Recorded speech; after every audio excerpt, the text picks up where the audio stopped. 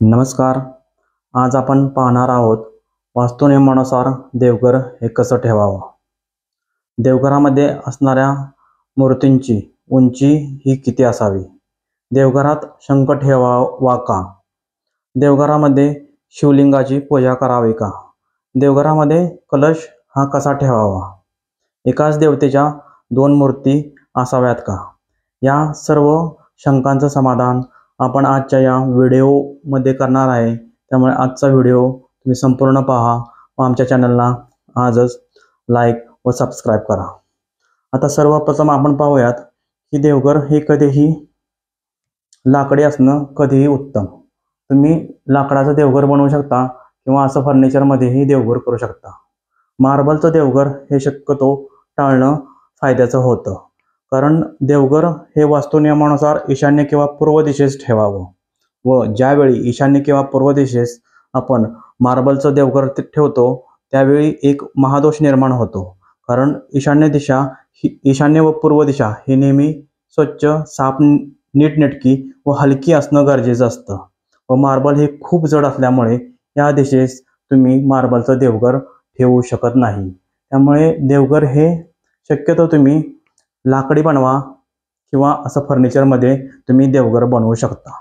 आता यानंतर सगळ्यात महत्त्वाचा येणारा भाग तो म्हणजे की ज्यावेळी आपण देवाची मांडणी करतो त्यावेळी देवांचं स्थान हे आपल्या नाभीपासून वर असणं गरजेचं आहे, कारण शास्त्रात सांगितल्याप्रमाणे नाभीच्या खालचा भाग हा अशुद्ध असतो.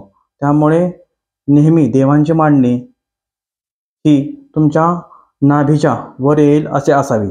ज्यावेळी तुम्ही देवपूजा करण्यासाठी बसता त्यावेळी देवांची मांडणी ही तुमच्या बेंबीच्या वर असणं गरजेचं आहे. त्यानंतर आपण असं बघतोय की अशा प्रकारे तुम्ही देवघरामध्ये देवांच्या पूजा साहित्याचं स्टोरेज हे देवघराच्या खाली करू शकता. कधीही देवघराच्या वर तुम्ही पूजा साहित्याचं स्टोरेज करू नये व त्या स्टोरेजमध्ये फक्त देवाच्या पूजेसाठी लागणारं साहित्य ठेवणं गरजेचं असतं. या ठिकाणी तुम्ही अडगळीचे साहित्य काही ठेवू शकत नाही. जेवढं गरजेचं आहे, आवश्यक आहे व देवपूजेचं साहित्य तुम्ही या ठिकाणी व्यवस्थित असं ठेवणं गरजेचं आहे. आता यानंतर आपण बघूयात की देवघरात गरजेच्या असणाऱ्या सर्वात महत्त्वाच्या मूर्ती कोणत्या. त्यामध्ये सर्वात प्रथम जी देवता येते ती म्हणजे गणेश.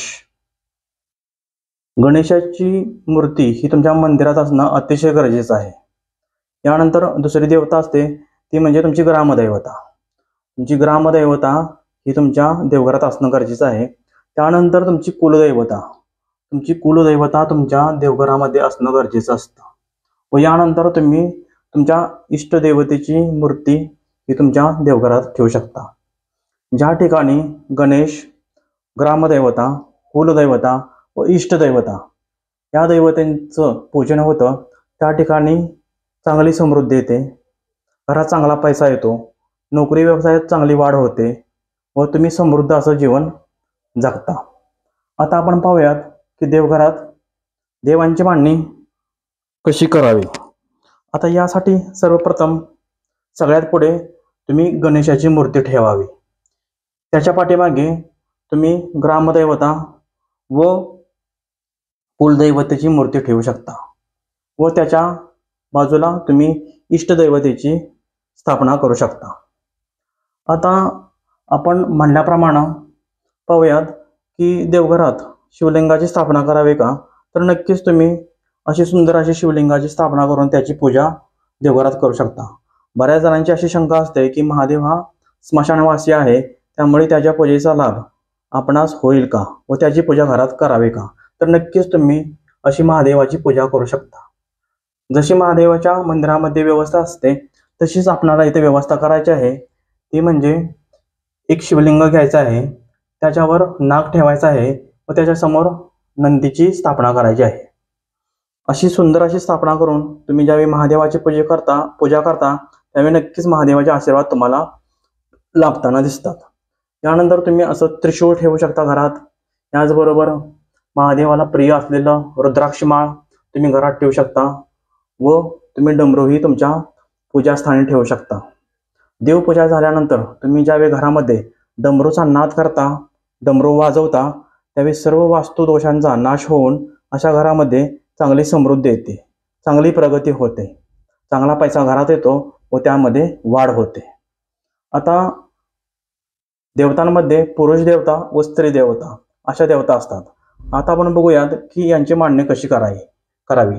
नेहमी पुरुष देवता ह्या उजव्या बाजूला असाव्यात व स्त्री देवता ह्या त्याच्या डाव्या बाजूला असाव्यात. आता आपण इथं बघतोय की शिवलिंगाची स्थापना केली आहे व त्याच्या शेजारी ही अन्नपूर्णा देवतेची मूर्ती ठेवलेली आहे. आता शिवलिंग म्हणजे प्रत्यक्ष महादेव व अन्नपूर्णा देवता म्हणजे हे पार्वतीचं रूप आहे. त्यामुळे उजव्या हाताला शिवलिंग ठेवलेलं आहे व डाव्या हाताला ही अन्नपूर्णा देवतेची मूर्ती ठेवलेली आपल्याला इथं दिसत आहे. आता प्रत्येक घरामध्ये अन्नपूर्णा देवतेची मूर्ती असणं हे गरजेचं आहे. आता याचं कारण आपण बघूयात. कारण तुम्हाला लागणारा जो धनधान्य आहे त्याची व्यवस्था ही अन्नपूर्णा देवता करत असते. ज्या घरामध्ये अन्नपूर्णा देवतेची पूजा होते त्या घरामध्ये कधीच धान्य कमी पडत नाही व चांगला पैसा त्या कुटुंबात येताना आपल्याला दिसतो. आता या अन्नपूर्णा देवतेची मूर्ती ठेवताना तुम्हाला एका वाटीमध्ये तांदूळ घ्यायचे आहे व त्याच्यावर अन्नपूर्णा देवतेची अशी सुंदर अशी स्थापना करायची आहे.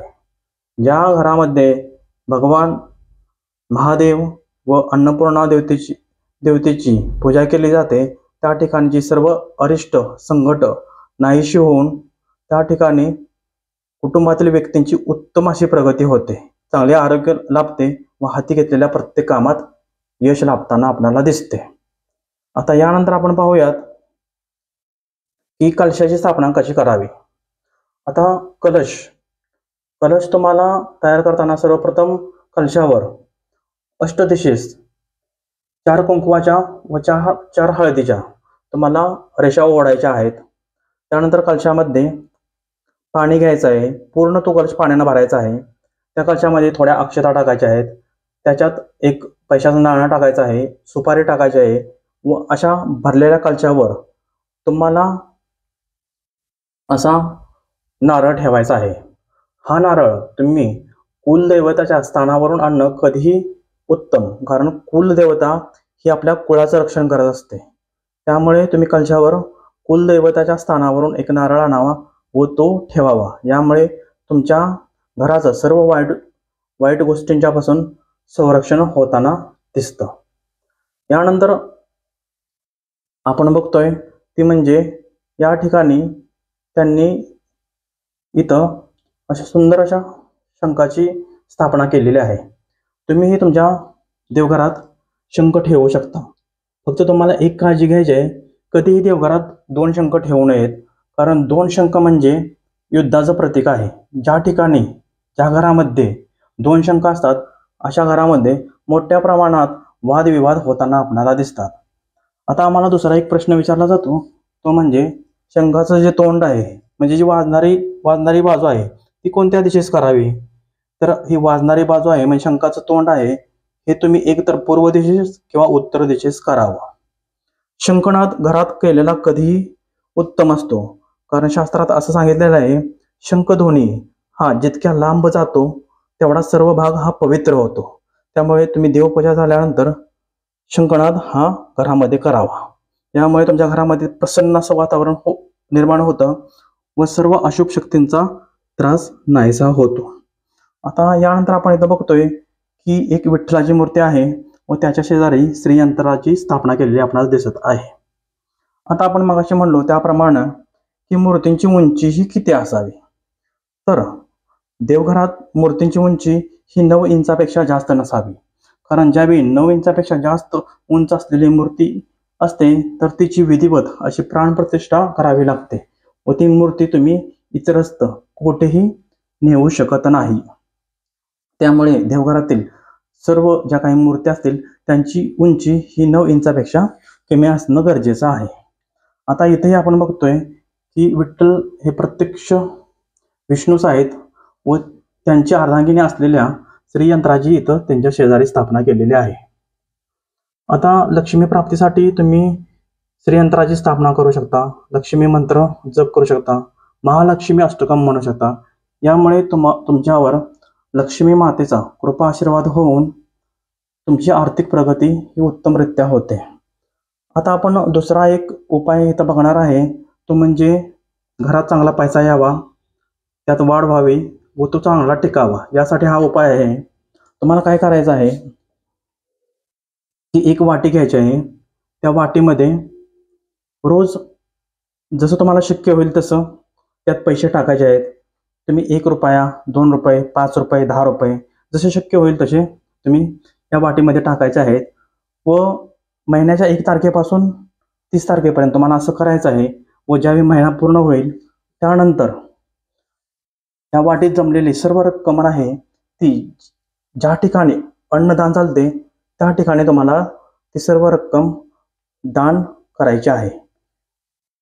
हा विधी केल्यामुळे तुमच्यावर लक्ष्मी मातेची चांगली कृपादृष्टी होते व अशा ठिकाणी चांगला पैसा येताना दिसतो. नोकरी व्यवसाय चांगली प्रगती होते व आर्थिक बरकत चांगली येते. यानंतर आपण अजून एक इथं पाहतोय की तुम्ही तुमच्या देवघरात अशी उतरंडीची व्यवस्था करू शकता. या उतरंडीमध्ये आपण धनधान्य भरून ठेवू शकतो. यात ज्या देवघरात उतरंड असते अशा वस्तूमध्ये कधीही धन आणि धान्य कमी पडत नाही. अशी तुम्ही उतरंडीची सुंदर अशी व्यवस्था करून त्या उतरंडीमध्ये धान्य भरून ठेवू शकता. आता लक्ष्मीला ज्या प्रिय असणाऱ्या वस्तू त्यामध्ये येतात, एक म्हणजे स्त्रीयंत्र आणि दुसरे म्हणजे आपण हे बघतोय ती कमळगट्ट्याची माळ व याचबरोबर तुम्ही धने या गोष्टींची ही पूजा तुम्ही रोज करू शकता, जेणेकरून तुमच्यावर लक्ष्मीचा चांगला कृपा आशीर्वाद राहील व तुमची आर्थिक प्रगती ही चांगलीच होईल. आता नेहमी कलश हा उजव्या बाजूला ठेवावा व त्याच्या डाव्या बाजूला निरंजन ठेवावं, कारण कलशामध्ये जल असल्यामुळे तो जलतत्वाचा आहे, त्यामुळे तो ईशान्य दिशेस ठेवावा व अग्नी तत्वाचा असलेले निरंजन हे आग्नेय दिशेस ठेवावं. आता आपण पाहिलं की वास्तूमध्ये आपण देवघराची कशी व्यवस्था करावी, ज्यामुळे आपल्याला ईश्वरी आशीर्वाद चांगले लाभतील व आपली प्रगती ही उत्तरोत्तर चांगली होत जाईल व आपल्या घरामध्ये समृद्धी येईल. तुम्हाला जर का आमचा व्हिडिओ आवडला असेल तर आमच्या चॅनलला आजच लाईक व सबस्क्राईब करा. तुमच्या घरामध्ये अशीच देवघराची उत्तम अशी व्यवस्था करून सुख, समाधान आणि समृद्धी अनुभवा. थँक्यू.